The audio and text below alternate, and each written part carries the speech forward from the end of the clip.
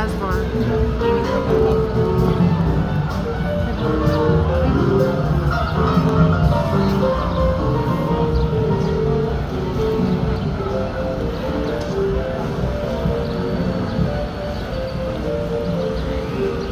I am asked quite a bit if we have apartments out here. Well, the building to our right, the top 4 floors are still leasable one-bedroom apartments. Alex Haley, the author of Roots, lived in it for 2 years in the late 60s.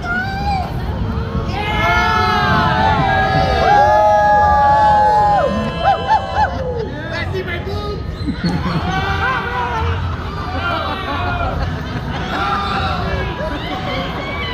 301, 302, 303, right?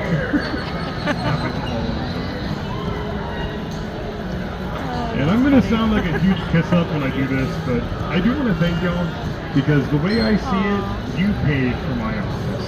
You just didn't know it. So thank you very much. Because the Riverwalk was built by the U.S. government, which means we're all still paying for this.